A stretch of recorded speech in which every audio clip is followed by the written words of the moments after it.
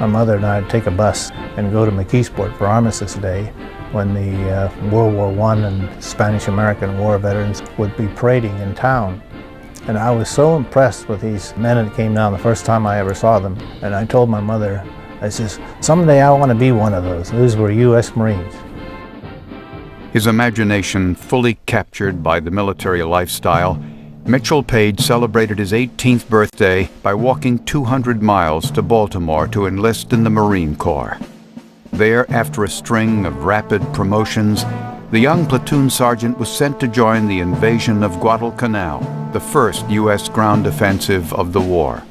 The island's airfield was a critical military objective, for whoever held it had a base within striking distance of Australia, New Zealand, and the naval operations of both sides.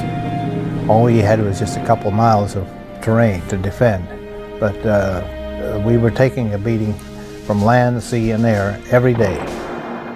And we had word that they were going to attack on the 24th, 25th, 26th of October, an all-out attack with 2 regiments. They were in a position that could land thousands of troops right on the beach in front of Henderson Field if they had captured it. My orders from Major Connolly were Easy Company would be on the right, Fox Company on the left, and I was to protect Fox Company with my machine guns. So I took one squad of machine gun and I set them in place along this line and brought the rest of the platoon up. It was raining and I told them they had to be as quiet as anything, no gear rattling, no nothing. It was up to us, and Major Connolly's last order to me was, Mitch, you've got to hold this line.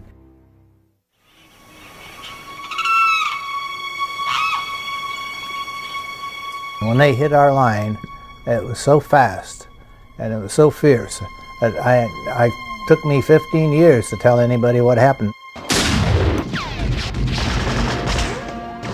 It was something you couldn't describe. I couldn't describe it. Screaming and hollering, you know. And the first thing you know, all my men were either hit or dead.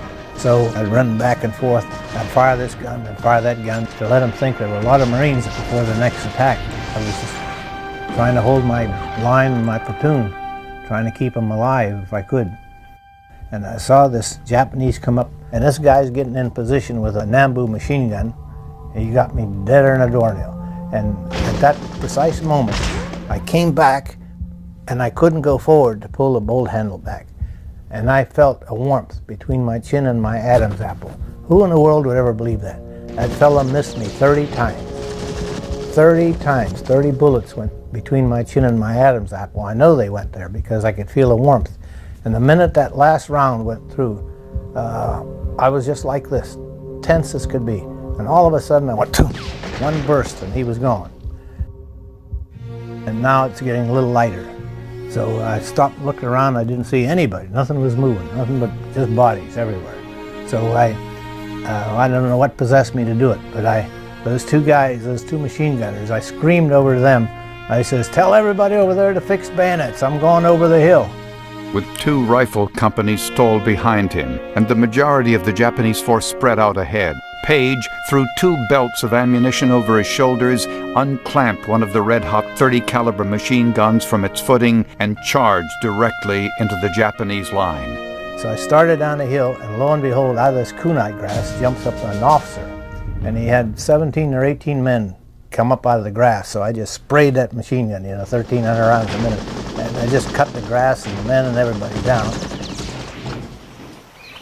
All of a sudden, it was like I was in another world. It was quiet as anything. I didn't hear anything, nothing. All I could hear, and all of a sudden I saw these riflemen that I'd screamed to. Here they come, like kids, down over the hill, fixed bayonets, and whooping it up and hollering it. We got him, we got him, we got him. Major Connolly came over, and he was patting me and hugging me and everything else, and he just shaking his head. He says, I can't believe this night, I can't believe this night, or something like that.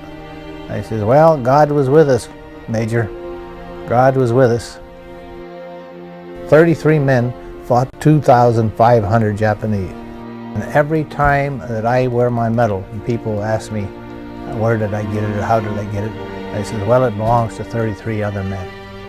And that's what I told General Vandegrift. When he put one around my neck on 21st of May, 1943, he said to me, you're the first enlisted man in my division to be awarded this medal. I can just see my mother right now standing there at our house. I remembered what my mother told me when I left 6 years and 3 months before, with tears rolling down her cheeks. She says, son, all I want you to do is trust in God. Don't try to figure out everything by yourself, and God will show you the way. That was exactly what I did.